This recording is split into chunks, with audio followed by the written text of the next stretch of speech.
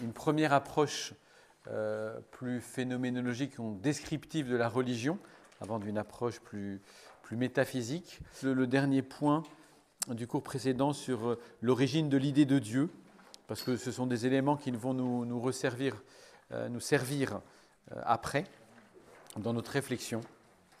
Et en partant de cette citation numéro 28 que vous avez dans le livret, à la page 14, une citation d'Étienne Gilson.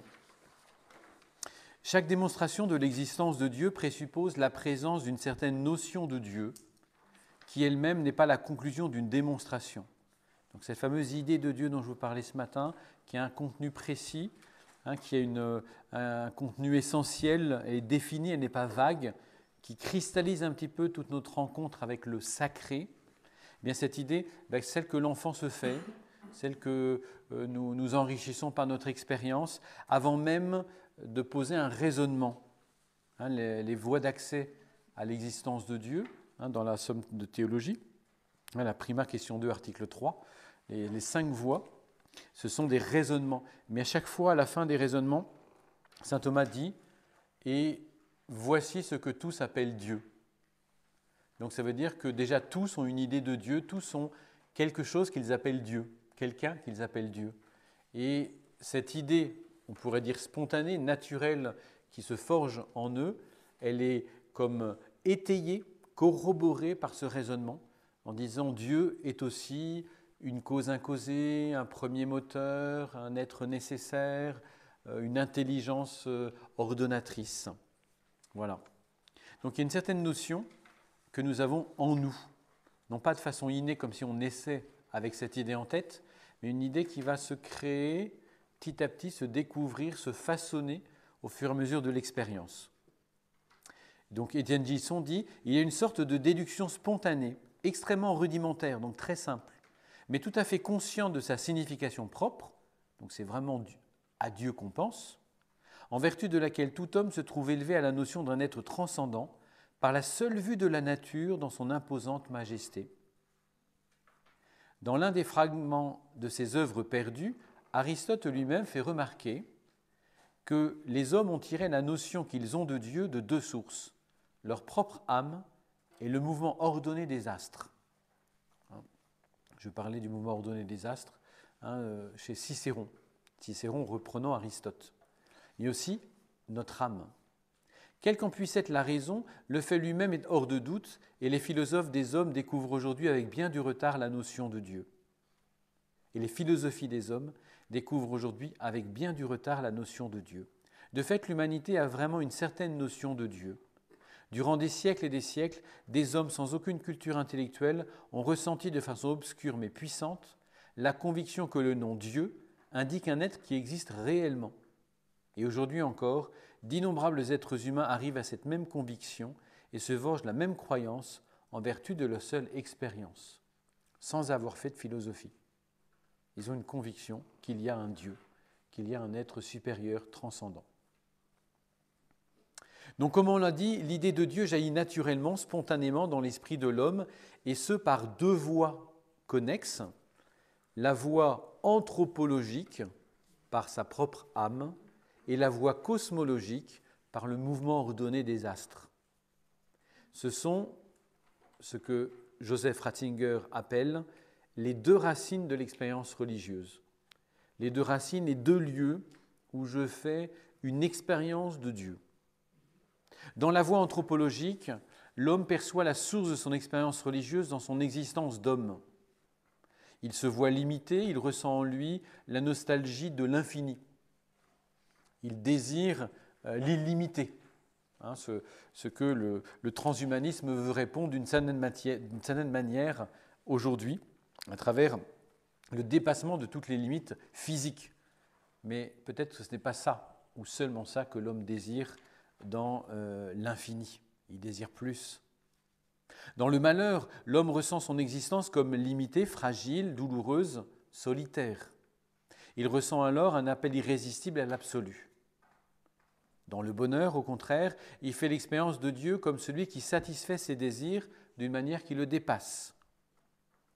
Donc, dans cette voie anthropologique, que ce soit dans l'expérience de la limite comme une souffrance, comme une douleur, que ce soit dans le bonheur, au contraire, une certaine plénitude, eh bien, c'est l'homme lui-même, dans sa subjectivité, qui est le lieu de l'expérience religieuse où Dieu se révèle. Et Dieu se révèle en lui comme sauveur. L'autre voie, c'est la voie cosmologique à travers le monde, à travers le mouvement ordonné des étoiles, des astres, des saisons. L'homme est conduit à travers le monde à la découverte de Dieu comme créateur, en disant, ce monde-là, qui l'a fait, ce n'est pas l'homme. C'est quelqu'un de plus grand que l'homme, donc de plus intelligent, d'une personne, parce que l'être personnel est l'être le plus parfait dans la création. Donc un être qui est au moins personnel, un être qui est au moins plus grand que l'homme, qui a une intelligence, une volonté. Ici, c'est le monde, dans son objectivité, qui est le lieu de la révélation de Dieu. Le monde, finalement, qui me révèle qu'il y a un ordonnateur, quelqu'un qui a mis ça en harmonie. Par conséquent, l'idée de Dieu n'est pas créée par l'homme, elle est suscitée par Dieu lui-même, en tant que sauveur, voie anthropologique, en tant que créateur, voie cosmologique. Et l'homme a le pouvoir à la fois de la recevoir, cette idée, ou de la rejeter. Je vous citais Sartre tout à l'heure. De la déformer ou de la perfectionner. Je peux déformer l'idée de Dieu que je me suis formé spontanément à travers un culte superstitieux, idolâtrique, divinatoire. Dieu est infiniment intelligible, il est disproportionné par rapport à notre intellect. L'intelligibilité de Dieu, le fait que Dieu soit compréhensible à l'infini, eh bien, pour moi, eh bien, ce n'est pas recevable, dans le sens où je suis limité, dans le sens où mon esprit est défectueux. En latin, ça se dit débile. Débile, la débilitas, la faiblesse, le fait d'être très limité, incapable de comprendre ni l'essence infinie de Dieu, ni son existence infinie. Ainsi, l'homme, quel que soit le progrès qu'il fait dans la connaissance de Dieu, ne pourra jamais se faire une idée adéquate de Dieu. Il sera toujours en train de retravailler cette idée, cette notion de Dieu qu'il a acquise spontanément, à travers la réflexion ou à travers l'expérience religieuse, dans la prière, dans la révélation, ou à travers aussi la grâce qui viendra justement perfectionner dans la foi ma connaissance de Dieu, à travers la révélation, les Saintes Écritures. Et nous passons maintenant au numéro 3, cours numéro 3, première approche de la religion, donc page 18.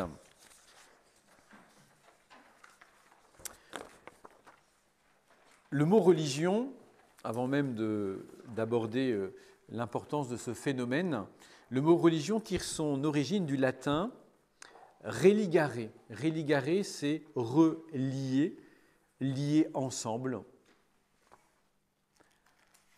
De fait, la religion, la religio, est cet ensemble de mythes, alors des récits, des textes sacrés, des symboles, de rites, des prières, des actions, des sacrifices et de lois, donc des préceptes, des règles, des normes, des commandements, avec lesquels l'homme exprime et actue ses rapports avec Dieu.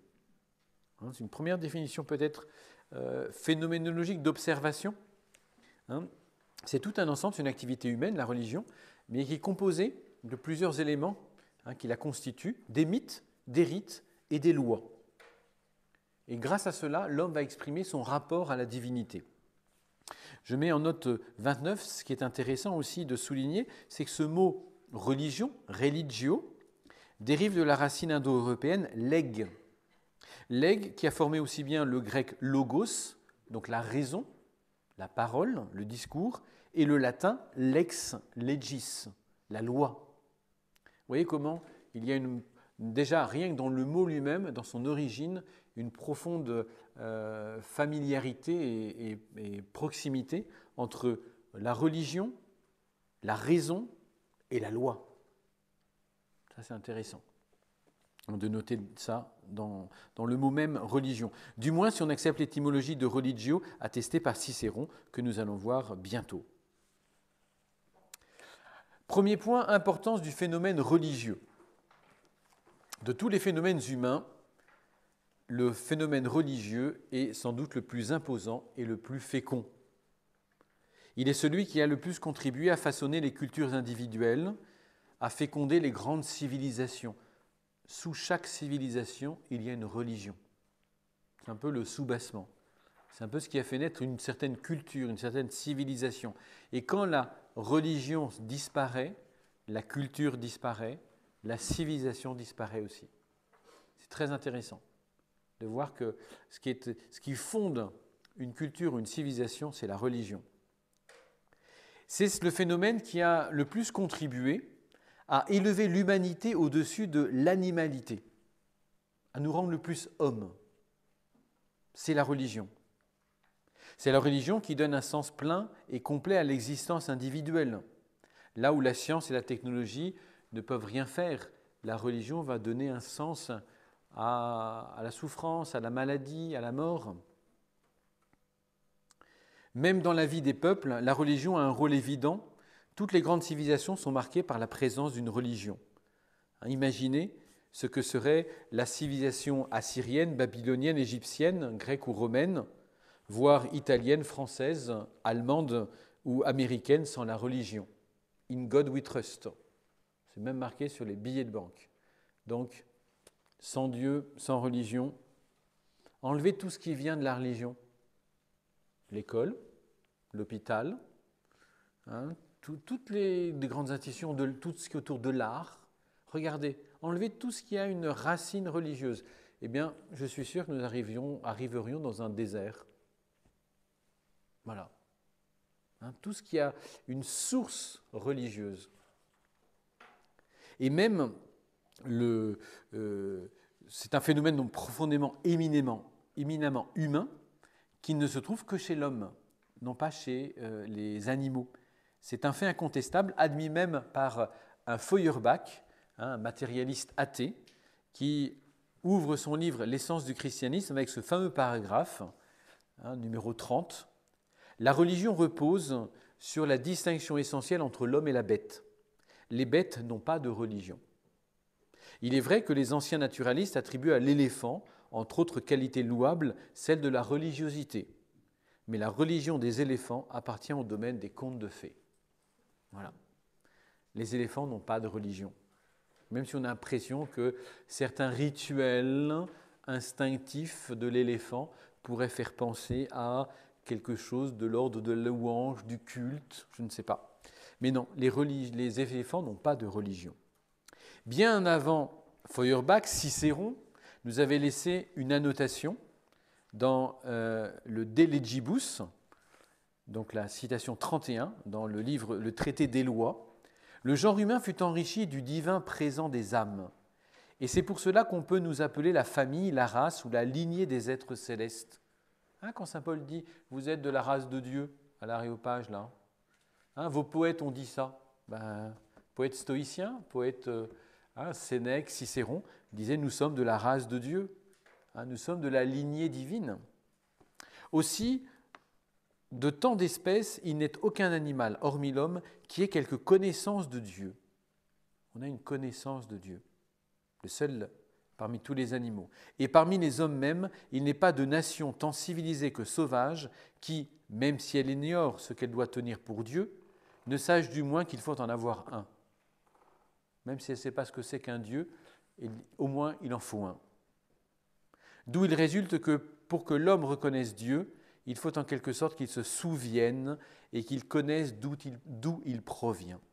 Quelle est son origine? D'où est-ce que je viens? Je viens des mains d'un créateur, je viens du Très-Haut, je viens d'un être transcendant, je viens d'une puissance qui dépasse le cosmos. Donc l'importance de se souvenir, et d'ailleurs ce sera l'étymologie que va préférer Cicéron, relegere, relire notre vie, relire les Écritures, repasser les événements pour se souvenir. Ce grand leitmotiv de tout l'Ancien Testament, Israël, souviens-toi, souviens-toi. N'oublie pas, souviens-toi. Pour être relié à Dieu. Les anthropologues, les ethnologues nous informent que l'homme a développé une activité religieuse intense dès sa première apparition sur la scène de l'histoire et que toutes les populations ont cultivé une forme de religion. C'est là où je vous mets dans la note 32 ce fameux art rupestre du Val Camonica en Italie, donc, cet homme religieux qui a les bras tendus, qui lève le regard, scrute le ciel, cherche vers le haut une réalité absolue, un être suprême, invisible mais réel, symbolisé par la lumière du soleil. Voilà, cette recherche de l'homme, on pourrait dire préhistorique, d'il y a 10 000 ans, se retrouve partout dans le temps et l'espace à travers toute l'humanité. Et pourquoi l'on mettait aussi des objets dans la sépulture?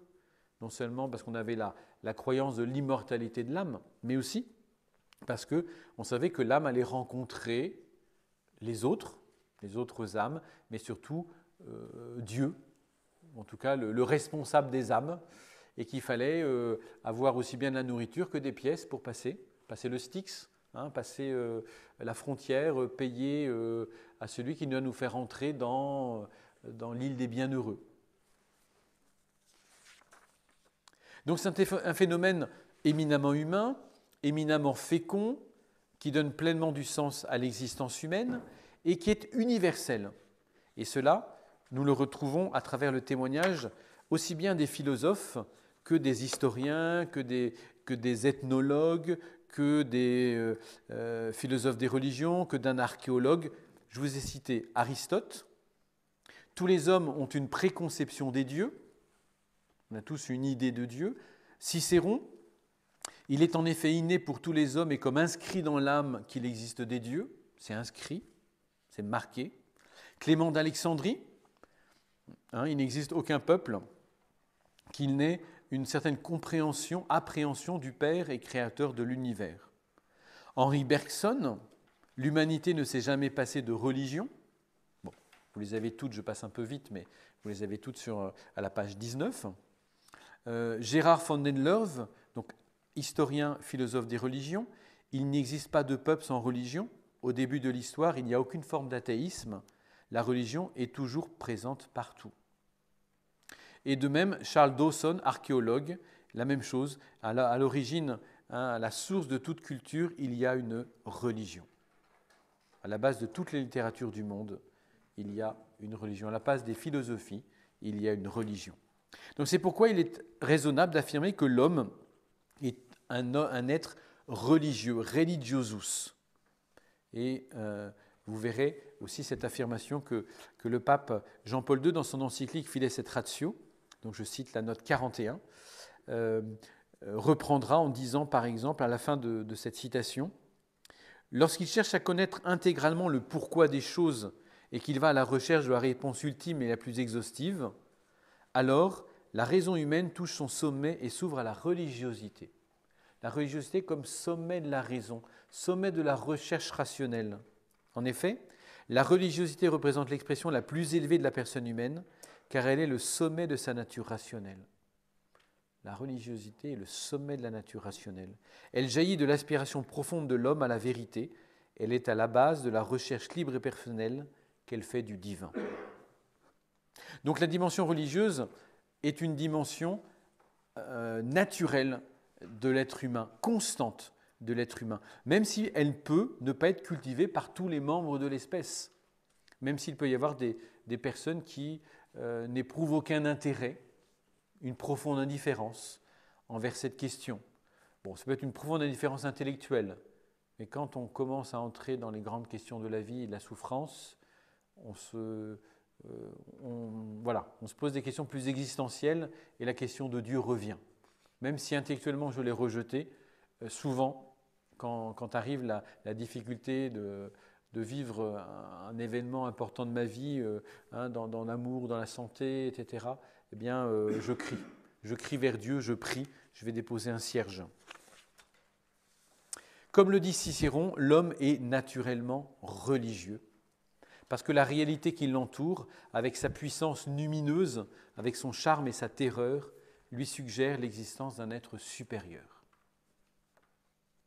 Donc voilà, phénomène universel et profondément humain, quelque chose donc, qui révèle notre nature humaine, hein, la religion. La religion révèle notre intériorité. Comment définir la religion?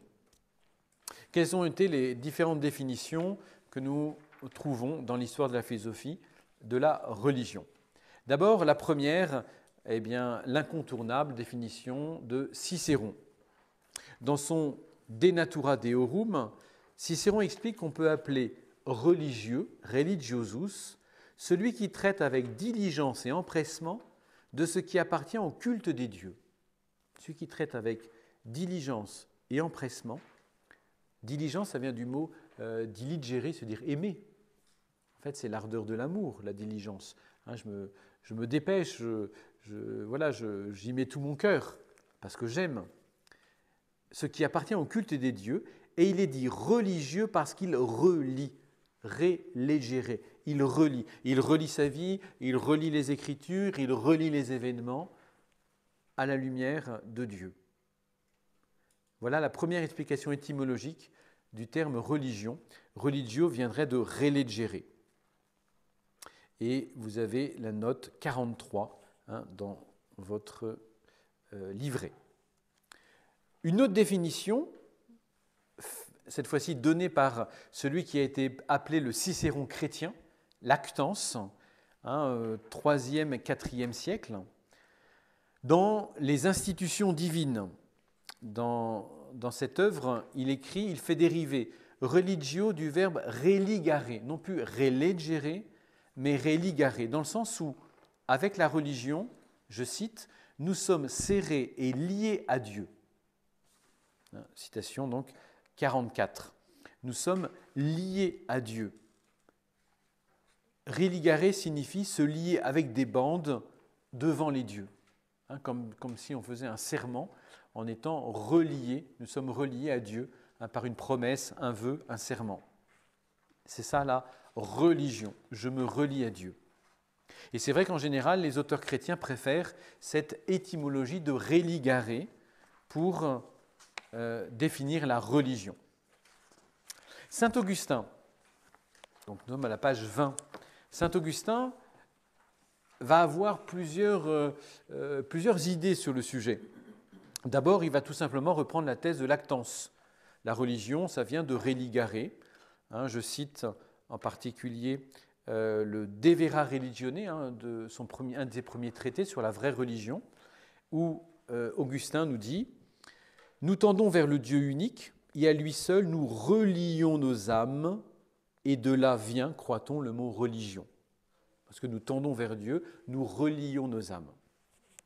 Cependant, quelques années après, il fait dériver religio de relegere, donc une autre étymologie, et cela est tiré de la Cité de Dieu. Donc vous avez la citation 46.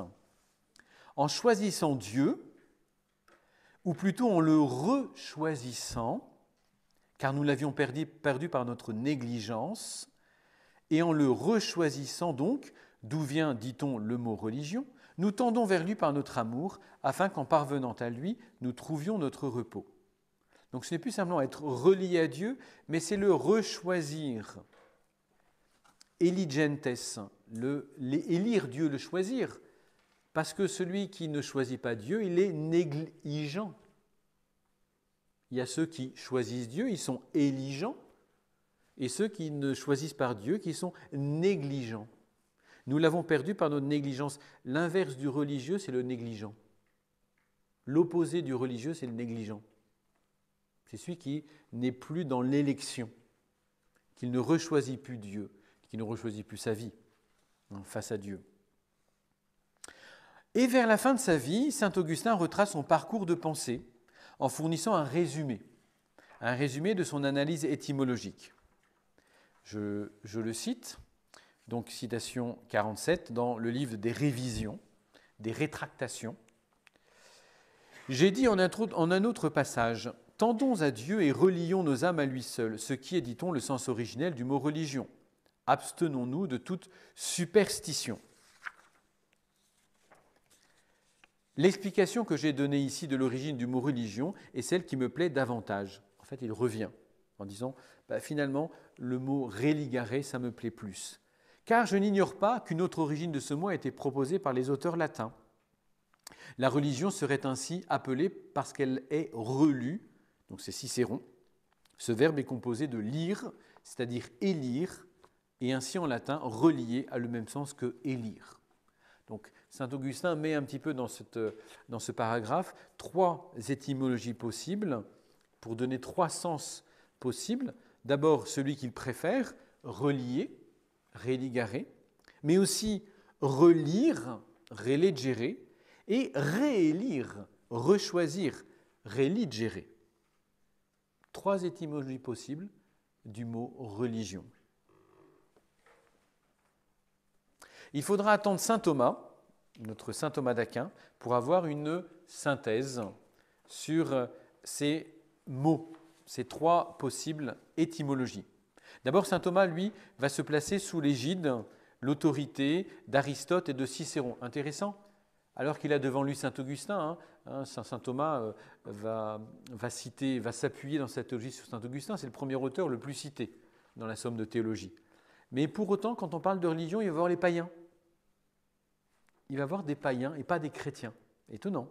Donc Aristote et Cicéron, je mets dans la note 48, saint Thomas d'Aquin, dans la Summa Theologiae, cite ces 2 penseurs païens comme des autorités. Pour Aristote, la religion est la pratique la plus élevée de la vertu de justice. Agir en homme religieux, c'est marquer la dette et l'estime que nous portons envers le tout autre. Cicéron fait aussi mention de rendre les devoirs d'un culte sacré à l'être divin. Ce culte est à la fois intime et extérieur, personnel et communautaire.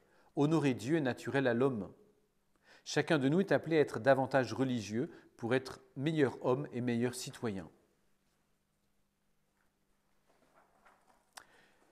Et il écrit, donc dans la somme contre les gentils, livre 3, chapitre 119, ce culte de Dieu est aussi appelé religion, car par de tels actes, l'homme se lie, en quelque sorte, pour ne pas errer loin de lui, et aussi parce qu'un certain instinct naturel le fait se sentir obligé d'honorer à sa manière, de sa révérence, le Dieu d'où vient le principe de son être et de tout bien.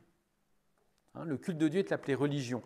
Pourquoi ? Parce que dans les actes de la religion, les actes du culte, l'homme va se lier à Dieu, comme par des bandelettes, religare, pour ne pas errer loin de lui, pour ne pas s'écarter de lui, pour ne pas dire « non, je vais partir à la dérive ». Non, je me lie à Dieu, je m'attache à lui, être relié à Dieu. Et ajoute saint Thomas, parce que non seulement il a ce désir d'être lié à Dieu, mais aussi parce qu'un instinct naturel, une sorte de loi intérieure, de loi naturelle, le fait se sentir obligé, sous, liger, ligare, le lien, il se sent sous un lien, d'honorer à sa manière le Dieu d'où vient tous ses biens.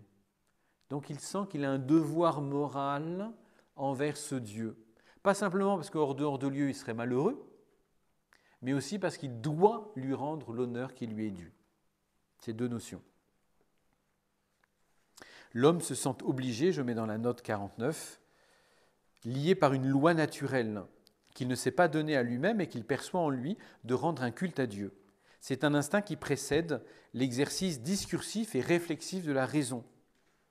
Toutefois, il provient bien de sa nature rationnelle, de sa découverte spontanée de Dieu, comme principe et origine de son être et de ses biens. En connaissant Dieu, en ayant cette première connaissance de l'enfant, cette première notion de Dieu, eh bien l'homme découvre qu'il est fait pour être lié à lui et qu'il doit lui rendre ce devoir moral du culte. Dans la somme de théologie, cette fois-ci, saint Thomas propose une synthèse lumineuse des 3 étymologies possibles. Cicéron, Lactance, saint Augustin. Il reprend tous les 3 en disant finalement, chez tous les 3, il y a quelque chose d'intéressant. Donc, citation 50. Comme Isidore de Séville, le dit dans le livre des étymologies, est religieux ainsi que l'avait dit Cicéron, terme qui provient de religion, celui qui traite et pour ainsi dire relie les choses qui relèvent du culte divin. Et ainsi on voit que la religion vient de relire les choses qui sont au culte divin, parce que les choses de ce genre sont fréquemment méditées dans le cœur. Je relis, je repasse, je rumine. La Vierge Marie qui ruminait toutes ces paroles dans son cœur. Elle repasse dans son cœur, elle est religieuse. Il est aussi possible de comprendre le terme religion comme dérivant de ce que nous devons rechoisir Dieu, que nous avons perdu par notre négligence, notre manque de religiosité, comme Augustin le dit au livre 10 de la Cité de Dieu. Donc, c'est rechoisir, une réélection. Ou bien il est possible de comprendre le terme religion comme dérivant de relier. C'est pourquoi Augustin dit dans le livre De Vera Religione, la religion nous relie à l'unique Dieu Tout-Puissant. En outre, que l'on fasse dériver le terme religion d'une lecture fréquente, d'une élection réitérée de Dieu qui a été négligemment perdue, ou d'une action de relier, les trois étymologies, la religion implique proprement un ordre à Dieu. On est tourné vers Dieu, on est ordonné vers lui. Il est en effet celui à qui nous devons principalement être attachés, comme à notre principe indéfectible, celui aussi vers qui notre élection doit continuellement nous diriger, comme notre fin ultime, celui enfin que nous perdons négligemment en péchant et que nous devons reconquérir en croyant et en professant notre foi.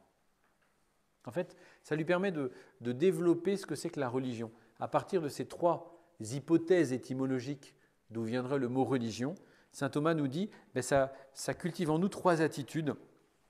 Être attaché à Dieu, le rechoisir pour être dirigé vers lui comme notre fin, et reconquérir par la foi celui que nous avons négligé dans le péché. Je mets en note dans cet article, donc saint Thomas intègre les trois étymologies traditionnelles, assidue considération, élection réitérée et restauration d'un lien. Ces trois sens évoquent trois niveaux différents de relation avec Dieu. D'abord, la dépendance ontologique, être relié entre la créature et son créateur comme un principe absolu. Je dépends de lui dans mon être. Ensuite, la dépendance gnoséologique au niveau de la connaissance, où la créature relie et prend conscience de sa dépendance. Enfin, la dépendance morale dans l'agir, où l'homme décide d'agir conformément à sa conscience de dépendance envers Dieu, c'est-à-dire en honorant Dieu à travers le culte. Voilà, donc c'est trois façons d'être en dépendance, puisque la religion dit ordre à Dieu, dépendance vis-à-vis de Dieu, une dépendance dans l'être, une dépendance dans le connaître, une dépendance dans l'agir. Et à travers ces trois étymologies, nous trouvons ces trois dépendances.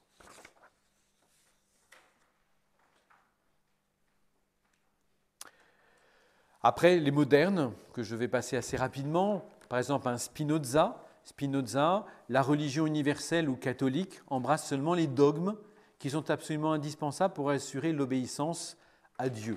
L'essentiel de la religion, c'est obéir à Dieu, suivre les commandements. Qu'elles soient fausses ou qu'elles soient vraies, peu importe, il faut suivre les commandements.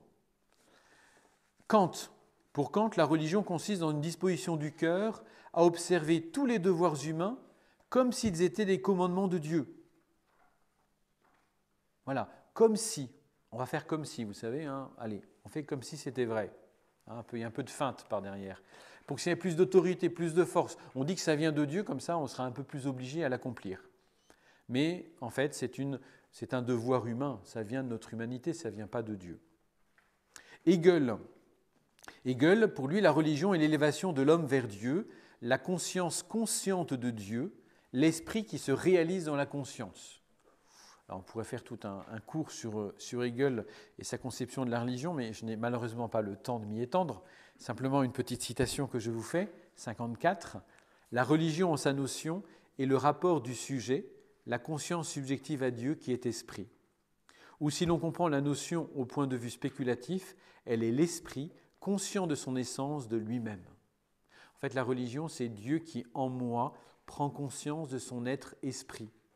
Et en prenant conscience de son être, voit cette dépendance. Voilà. Et donc l'exprime à travers la religion. Nous sommes dans l'idéalisme.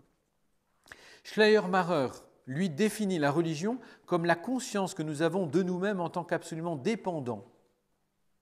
C'est un sentiment de dépendance absolue à l'égard de l'univers qui amène l'homme à la piété et à la vie de foi. Durkheim, plus un sociologue, une religion est un système solidaire de croyances et de pratiques relatives aux choses sacrées, c'est-à-dire séparées, interdites, croyances et pratiques qui unifient en une même communauté morale appelée Église tous ceux qui y adhèrent. Voilà un petit peu la définition qu'on a retrouvée dans le dictionnaire à propos du sacré. Et enfin, les phénoménologues, Rudolf Otto, Gérard von Denleuve, Scheler ou Eiler, la religion est une activité intentionnelle caractérisée par le sacré. Intentionnelle, ça part de l'intention de l'homme, ça part du cœur de l'homme et c'est dirigé vers le sacré. Et donc la religion est bien cet ensemble de symboles et de lois par lesquels l'homme exprime sa relation de soumission à la divinité. Quelles que soient un peu les étymologies, les définitions, même des philosophes modernes ou contemporains, on arrive à cette concordance de dire que c'est un ensemble de rites, de mythes, de lois par lesquels l'homme va exprimer sa soumission au sacré, avec un S majuscule. Alors approfondissons un petit peu ce concept de religion. La religion engage est d'abord une activité de l'homme, une activité qui va engager tout l'être humain. Elle ne va pas seulement toucher l'esprit, mais elle va toucher aussi le cœur. Elle ne va pas seulement toucher l'âme, mais aussi le corps. Les idées, mais aussi les affections, les désirs. Pas seulement la pensée, mais aussi l'agir, le faire. En un mot, la religion va traverser toutes les fibres de la personne. Toute ma personne est concernée par ma religiosité et va les galvaniser de fond en comble. Elle englobe la religion, toute la réalité humaine, mais aussi toute la réalité cosmique. Finalement, la nature, dans la religion, a une place. C'est l'espace du culte et de l'adoration. Il est donc naturel que la religion, qui est la réponse de l'homme au sacré, soit une réponse qui jaillisse de tout l'être humain, tout ce qu'il pense, de tout ce qu'il dit, de tout ce qu'il fait. La religion est essentiellement la réponse que l'homme donne à Dieu, réponse qui s'exprime à travers des symboles, des rites, des mythes, des lois, des institutions. Je vous lis Joseph Ratzinger dans son livre sur la liturgie, l'esprit de la liturgie. L'alliance établie sur une relation. Dieu se donne à l'homme et l'homme répond à Dieu. La réponse de l'homme au Dieu qui lui veut du bien est l'amour, et aimer Dieu, c'est l'adorer. Si la création est l'espace de l'alliance, le lieu de la rencontre et de l'amour entre Dieu et l'homme, elle est donc destinée à être l'espace de l'adoration, l'espace de la rencontre avec Dieu, et donc du culte d'adoration. Nous pouvons préciser l'essence de la religion en considérant sa fin et les moyens d'atteindre la fin. Quelle est la fin de la religion, le but de la religion ? Bien, nous le disions il y a encore quelques semaines dans la messe de Paul VI, prions ensemble au moment d'offrir le sacrifice de toute l'Église pour la gloire de Dieu et le salut du monde. Ce que saint Ignace dit dans ses exercices spirituels, je mets à la note 58, pour la louange de Dieu notre Seigneur et le salut de mon âme. La fin, elle est double. La fin de la religion, c'est d'abord Dieu, auquel nous rendons gloire avec le culte et l'adoration, pour la plus grande gloire de Dieu. Et la deuxième fin, c'est l'homme, le salut de l'homme, comme poursuite de la plénitude de son être, comme dépassement de ses limites, de sa contingence. Ce que l'homme ne peut pas obtenir par lui-même, ce salut, il le demande à Dieu. Et pourquoi je prie, pourquoi je rends un culte à Dieu, pourquoi je l'honore, afin que Dieu soit glorifié en moi. Le but de la religion, finalement, il y a deux directions, Dieu et l'homme, mais en approfondissant, on découvre que le but de la religion, c'est la gloire extrinsèque de Dieu.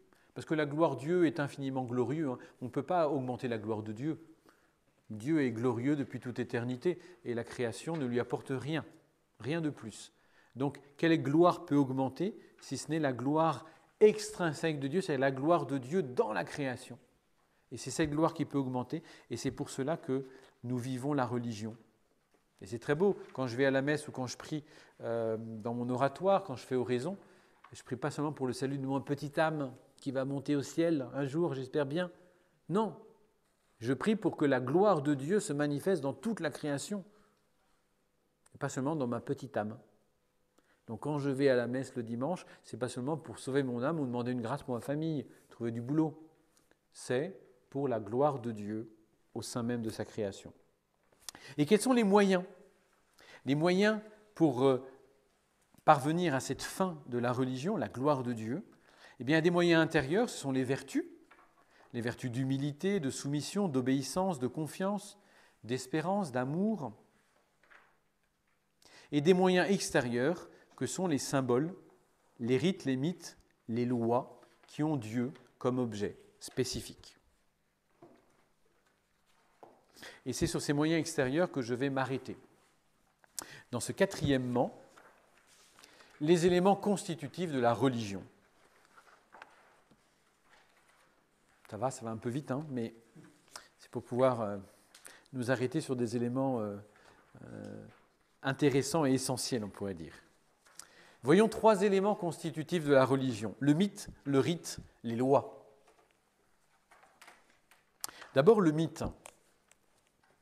Le mythe, ce terme vient du grec mutos, qui signifie, au départ il signifie muet, le mutisme, mais qui signifie discours ou parole chez Homère et récit sur les dieux et les êtres divins chez Platon.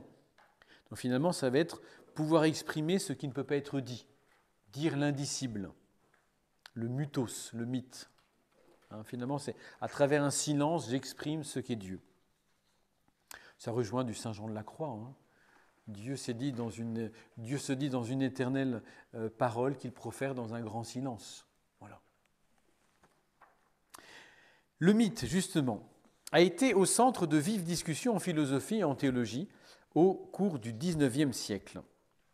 Parce que la grande question, c'est quelle est la valeur du mythe, la valeur noétique. Est-ce que c'est une pure fable, une illusion, donc opposée à la vérité, ou est-ce que c'est une forme authentique de savoir porteuse de vérité? La tendance de la culture des Lumières, plutôt rationaliste et positiviste, voit dans le mythe de pures fables, des expressions d'une culture ingénue, superstitieuse, qui, n'ayant pas l'instrument logique de la science, construit des explications arbitraires et infantiles. Bon, ça c'est bien, mais ça c'est des explications pour le caté, c'est pour les enfants. Maintenant que nous avons grandi, on parle de vérité maintenant, n'est-ce pas? Aujourd'hui, on tente à voir dans le mythe une forme de savoir typique de certaines cultures, en particulier les cultures orientales, qui, pour comprendre la réalité, se servent plus de l'intuition, de l'imagination, que de la raison. Utilisent plus les images, les paraboles, que les concepts. Jésus n'a pas donné un lexique théologique des mots qu'il employait. Le royaume de Dieu, c'est 2 points. Voilà, définition. Dieu, c'est 2 points. Définition. Non. Le royaume de Dieu est comparable à un homme qui invite au festin pour le mariage de son fils. Le royaume de Dieu est comparable à un filet jeté dans la mer. Voilà. Il est à sa façon une sorte de métaphysique, nous dit le philosophe italien Vico. Une tentative analogue à la métaphysique pour déterminer les causes ultimes et construire une explication de l'univers et de l'histoire. Donc il me permet, à l'homme qui ne peut pas percer peut-être le mystère de l'univers et de l'histoire, d'essayer d'exprimer quelque chose de vrai. Le mythe est donc un récit ou une représentation faite d'images. Ce n'est pas une photographie de la réalité, c'est une représentation fantastique, non pas fantaisiste, mais fantastique. Le mythe n'est pas une histoire dans le sens d'une fidèle transcription des faits, un récit journalistique. Voilà ce qui s'est passé à 15h35 quand Ève s'est approchée de l'arbre à la pomme. À 15h38, elle a croqué dedans et à 39, elle a donné une part à Adam. Non, nous n'avons pas un récit journalistique, mais une histoire plus ou moins romancée. Il révèle comment une réalité est venue à l'existence. Le mythe essaie de nous révéler comment c'est arrivé. Dans un passé lointain, dans un temps original. Et je vous cite Mircea Eliade, la citation 59, au moins le début.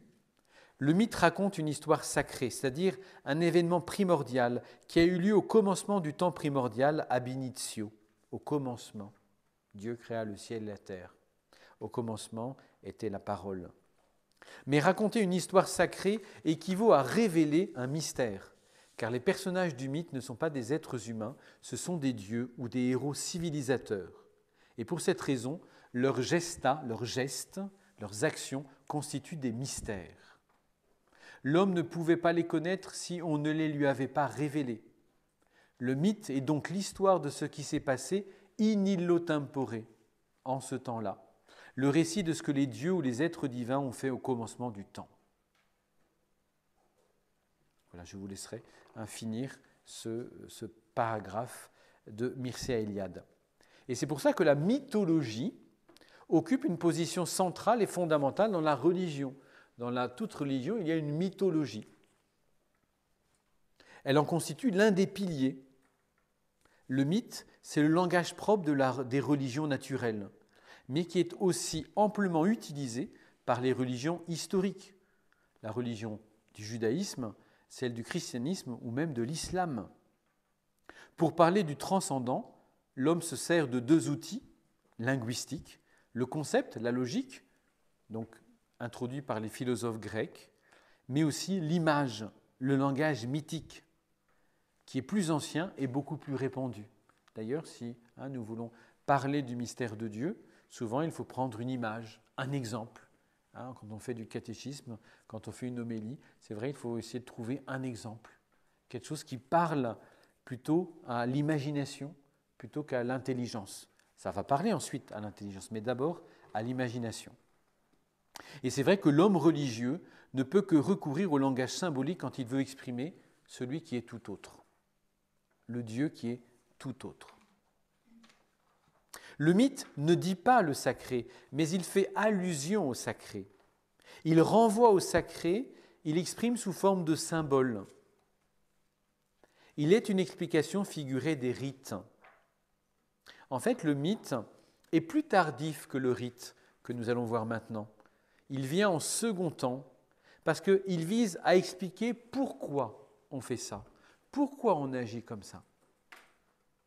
C'est ce que dit lors de la fête de la Pâque, le père juif à table à ses enfants. Eh bien, vous ferez ceci, vous ferez cela. Et l'enfant dit, mais pourquoi ? Parce que Dieu nous a libérés d'Égypte, il nous a fait passer à pied sec à travers la mer Rouge. Voilà, on fait cela parce qu'il y a le mythe qui vient expliquer le rite que nous vivons, le rite du passage, parce que nous sommes passés à travers la mer Rouge. Donc le mythe, l'histoire sacrée qui raconte l'intervention de Dieu, la création par Dieu de quelque chose. 4.2, le rite maintenant. Dans le mythe, nous l'avons vu, le sacré est représenté, décrit, commémoré. Mais cela ne suffit pas à l'homme religieux.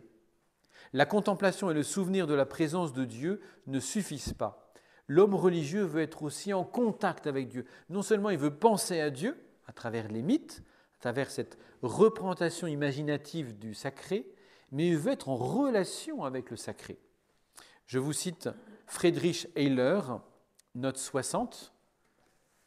Si l'homme veut se mettre dans un contact intime avec le divin, s'unir à lui, participer de sa force vitale et de sa magnificence, il veut fréquenter Dieu et veut que Dieu le fréquente.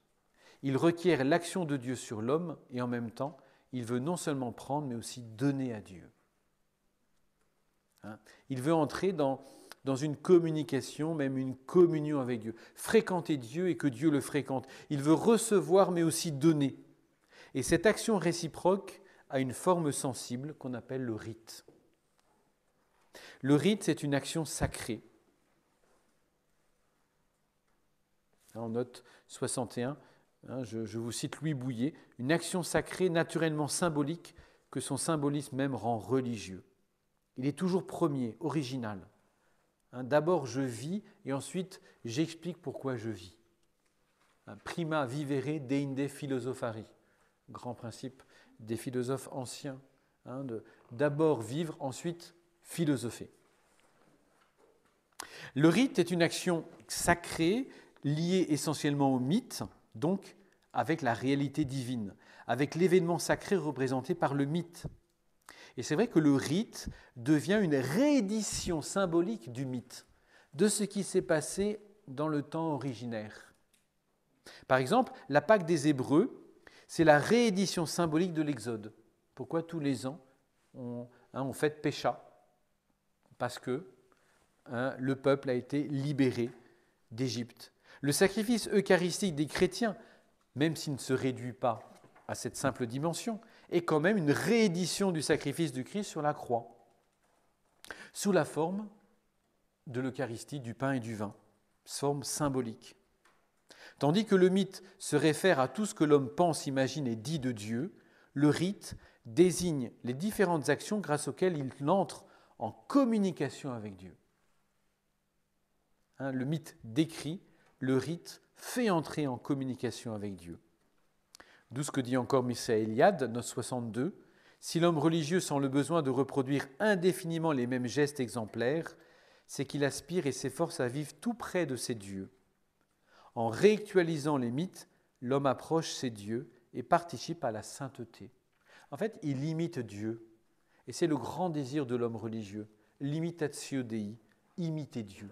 Qu'est-ce que Dieu a fait? Dieu, il a créé, Dieu, il a aimé, Dieu, il a sauvé, Dieu, il a donné sa vie, Dieu, il a fait ça, ça, ça. Eh bien, moi, je veux faire la même chose que Dieu.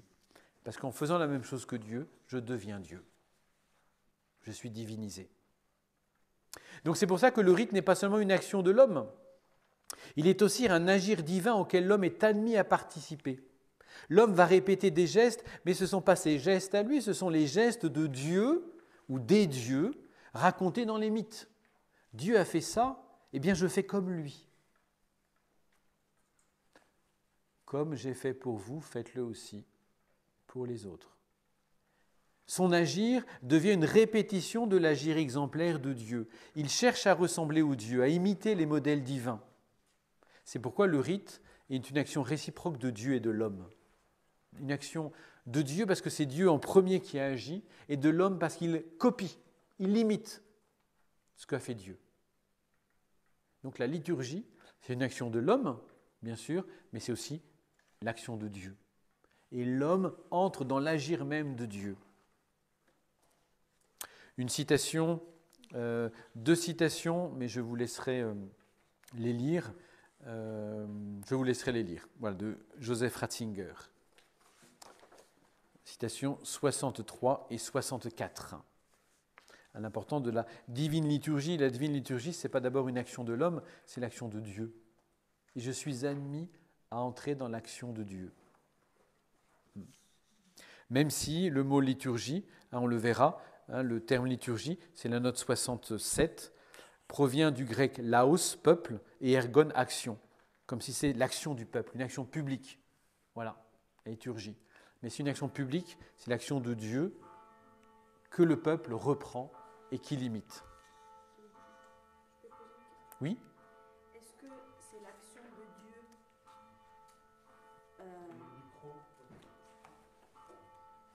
Micro. De Dieu ou des dieux.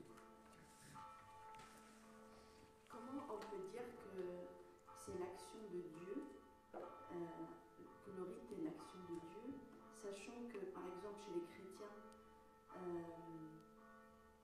la messe, c'est une célébration de ce que Dieu a vécu sur la croix, le pain, l'Eucharistie, tout ça, ça peut se comprendre dans le sens chrétien, mais dans le sens religieux d'une autre religion, comment on peut expliquer ça?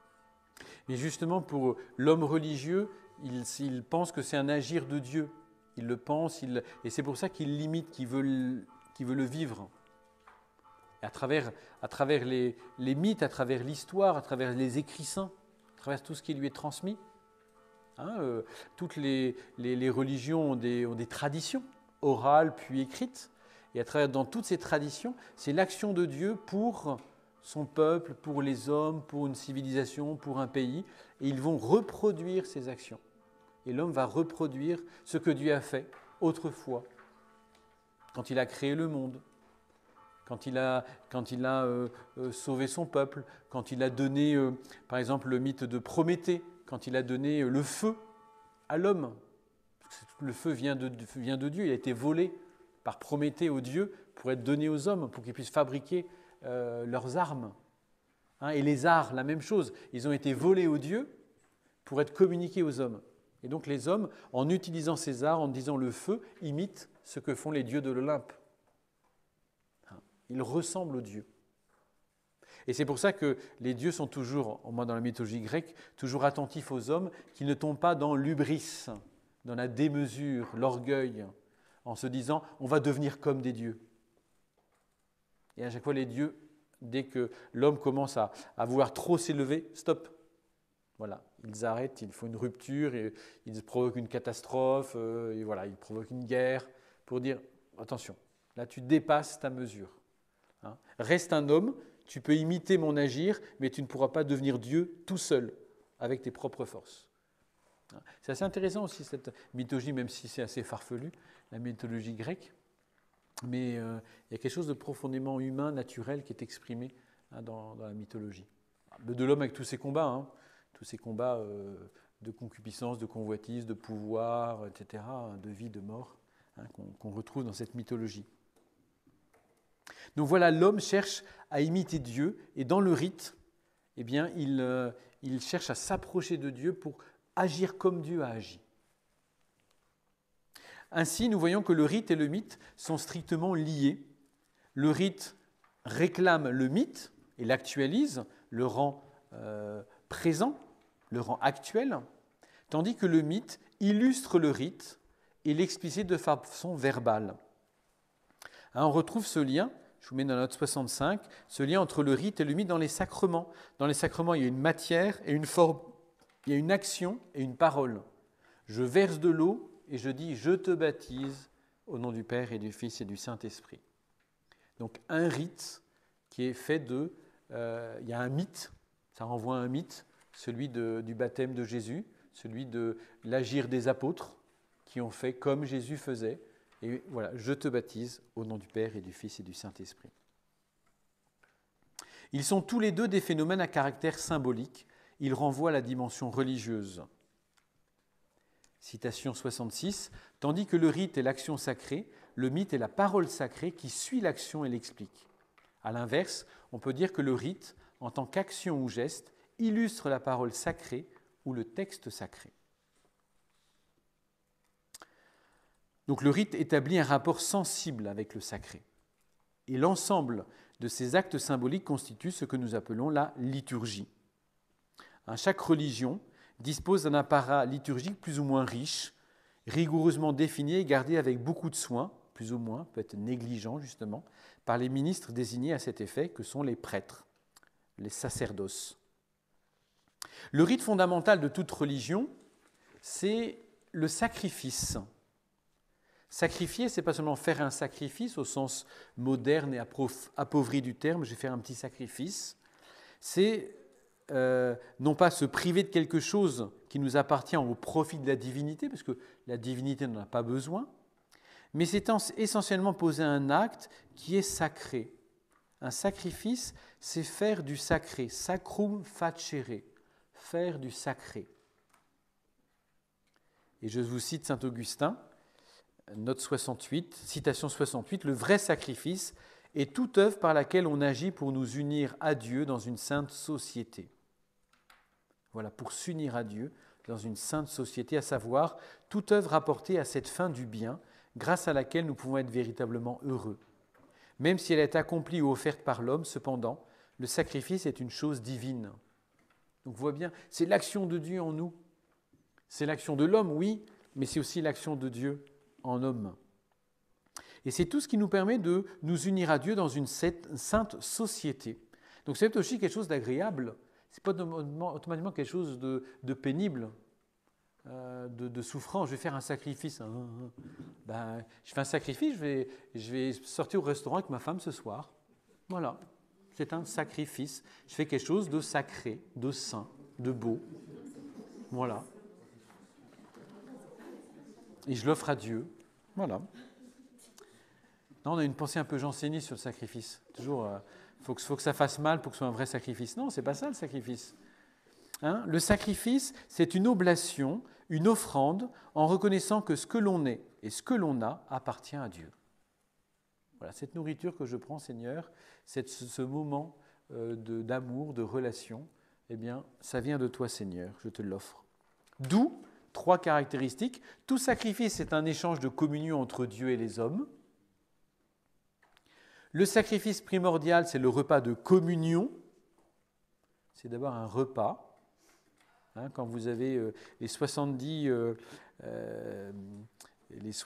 hommes que Moïse conduit sur la montagne pour aller voir Dieu, et qu'ils voient Dieu et puis ils s'assoient et ils font un pique-nique. Vous dites, mais qu'est-ce qu'ils vont faire un pique-nique sur le Sinaï alors qu'ils viennent juste de contempler le Seigneur et en fait, ils mangèrent et ils burent. C'est un repas de communion. Ils sont en train de célébrer la rencontre avec Dieu, d'offrir un sacrifice. Enfin, sacrifier, c'est reconnaître que toute vie est un don de Dieu. Là, vous avez 2 longues citations, une de Ratzinger et une de Bergson, que je vous laisse lire. Hein, justement, le cardinal Ratzinger reprend un petit peu sur le sens du sacrifice. Est-ce que Dieu prendrait plaisir à la destruction de ce qu'on lui offre ? Un sacrifice, c'est comme un holocauste. Il faut tout offrir pour qu'on ne puisse plus l'utiliser, pour que ce soit vraiment à Dieu. Mais est-ce que c'est ça qui fait plaisir à Dieu ? Détruire ce qu'il a créé ? Bon. Est-ce que ce n'est pas plutôt qu'on lui appartienne et qu'on lui dise à travers ses actes, « Seigneur, je t'appartiens. Seigneur, tu es mon Dieu. » Voilà. Et la même chose pour Bergson. Ce qui me permet de finir en parlant des lois. Les lois, le 3e élément de la religion. Elles ne se réfèrent pas d'abord aux normes liturgiques, aux rubriques. Tiens, il faut 2 cierges sur l'autel ou 3 cierges sur l'autel, c'est pas ça. Mais aux normes qui règlent la conduite morale de l'homme pour déterminer quels sont ses devoirs envers Dieu et envers son prochain. Hein, les lois qui découlent même de la religion. Parce que je suis en rapport avec Dieu, eh bien, il y a une façon de se comporter. La religion comporte toujours une dimension éthique très importante. La religion est profondément liée à l'éthique. Non seulement parce qu'elle assure un fondement aux valeurs absolues, la religion, mais aussi parce qu'elle établit ce que l'homme doit faire pour que sa conduite soit agréable à Dieu. La religion nous dit, voilà comment est Dieu, et donc comment toi tu dois te comporter pour être agréable à Dieu, pour que ta conduite soit moralement bonne. Toutes les religions ont des textes sacrés avec des parties éthiques, des commandements, des conseils, des recommandations, des règles. Je mets en note 71, le Deutéronome dans l'Ancien Testament, les lettres de Saint Paul dans le Nouveau Testament, de nombreuses sourates dans le Coran. Il y a ce qu'on peut faire, ce qu'on ne peut pas faire. La religion pénètre et transforme tout l'homme. L'homme religieux est celui qui se laisse saisir par Dieu, qui se laisse guider par lui dans tout son agir. Celui qui devient homme de Dieu ou peuple de Dieu reçoit de lui la loi qui règle l'ordre éthique et l'ordre politique, l'agir individuel et l'agir social. Et cette épaisseur éthique de la religion est tellement grande, tellement importante, que certains philosophes ont été comme aveuglés par cette dimension, cet élément constitutif de la religion, et en ont fait le noyau principal, en disant « la religion, c'est d'abord une morale ». Nous avons Spinoza, nous avons Kant, nous avons Nietzsche. La religion, c'est une morale. La religion, c'est de l'ordre moral. C'est un moralisme, finalement. Mais cette thèse est inadmissible parce qu'elle confond un trait fondamental, je reconnais, essentiel, avec le tout. Une partie avec le tout. Elle trouble l'ordre des rapports qui existent entre la morale et la religion. C'est la religion qui est mère de la morale, qui engendre la morale et non pas l'inverse. Ce n'est pas la morale qui engendre la religion. La religion est avant tout une épiphanie de Dieu, non pas une morale. Ce que dit le pape Benoît XVI, que le christianisme n'est pas d'abord un code moral, une série d'interdits, n'est pas un code éthique, mais une rencontre avec le Christ. C'est ça. Donc ce n'est pas d'abord une morale, c'est une épiphanie de Dieu. Face à cette épiphanie racontée dans les mythes, jaillit la réponse de l'homme, qui s'exprime à la fois dans les rites de la liturgie et dans la morale de son agir, des lois. C'est pourquoi la tentative de Kant de réduire la religion à la morale est entièrement erronée. La morale se fonde sur la religion et déduit ses commandements de la religion et non pas l'inverse. Du reste, l'homme prend conscience de ses propres devoirs envers Dieu, envers le prochain et envers lui-même, dans la mesure où il se laisse illuminer par Dieu, par la religion. Voilà.